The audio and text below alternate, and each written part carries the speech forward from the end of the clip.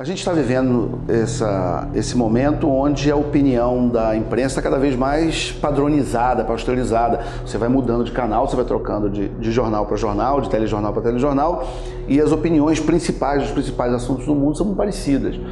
Então é um momento que a gente começa a ficar realmente preocupado em relação a que tipo de notícia as pessoas estão consumindo, que tipo de conteúdo está chegando às pessoas.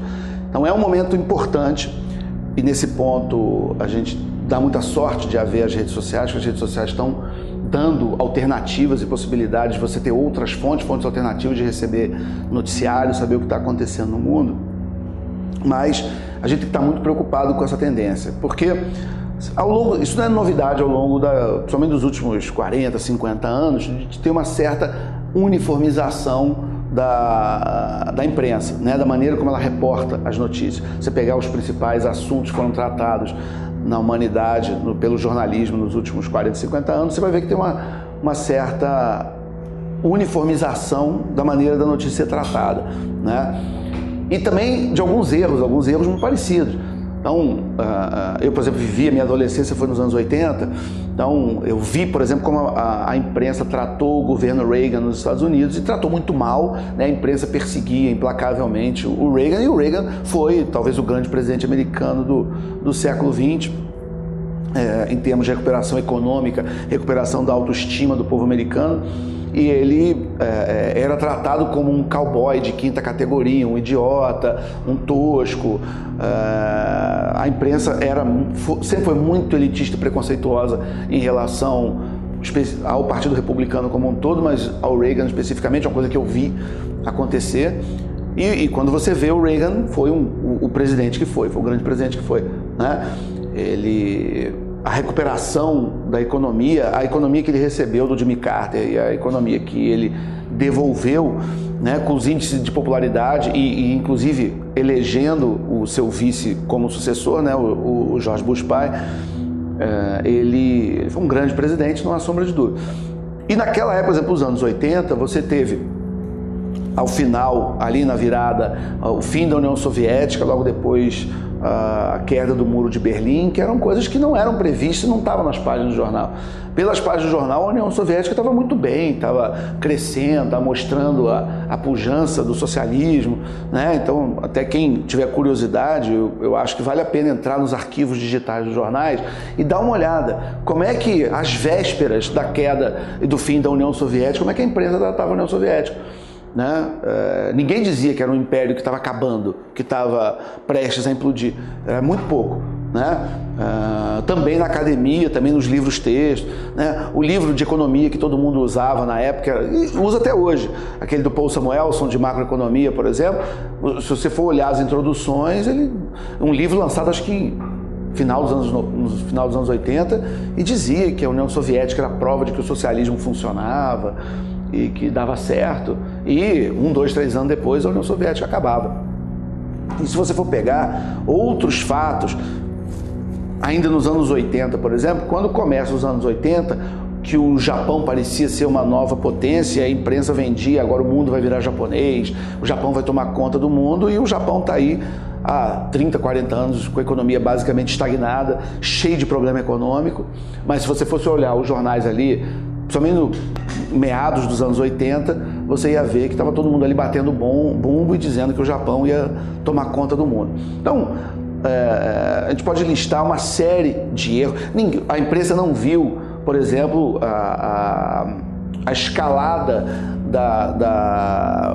do radicalismo islâmico, né? Isso é uma coisa que você tem o 11 de setembro de 2001, mas o Bin Laden já tinha feito um ataque no World Trade Center, já tinha feito, né, nos anos 90. Mas aquilo foi tratado como um fato isolado, né? O Bin Laden vai, bota um monte de bomba, tenta explodir o World Trade Center, faz um buraco enorme na garagem do prédio, foi um atentado importante, e foi tratado como um assunto isolado, ninguém falou mais do assunto. E nós estamos vivendo isso hoje, né? Quer dizer, às vezes você tem aí uma série de atentados e agressões e mortes, coisas horrorosas, macabras, né? O que aconteceu em Paris, por exemplo, que tem uma operação abafa, né? Não se fala do horror que foi feito lá em Paris com Fala-se, tem a contagem dos mortos. Morreram tantas pessoas.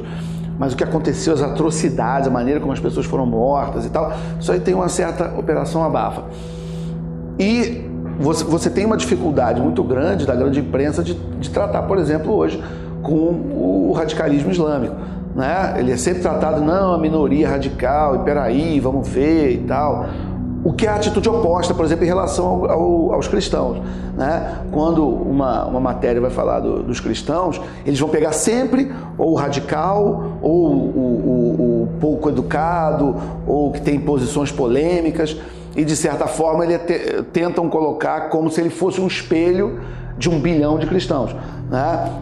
Com o islâmico é o contrário. Com o islâmico tentam pegar sempre o cara mais educado, mais fino, mais ocidentalizado, mais sofisticado intelectualmente, como se ele fosse o espelho, né, do que pensa o mundo islâmico, que eu acho que é no mínimo polêmico e questionável.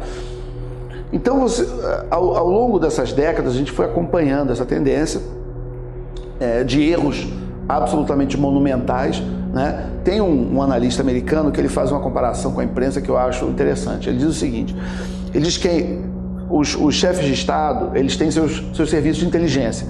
Né? Então, eles têm seus espiões, eles têm seus agentes que estão aí dentro do país e fora do país, colhendo informações, montando cenários e informando aos governos o que está acontecendo. Então, ele faz uma comparação que diz que a imprensa é como se fosse seu serviço de inteligência pessoal. Já que você não é um presidente, você não é um chefe de Estado, não é um rei, não é um imperador, e você não tem à disposição um serviço de inteligência, você quebra o galho com a imprensa.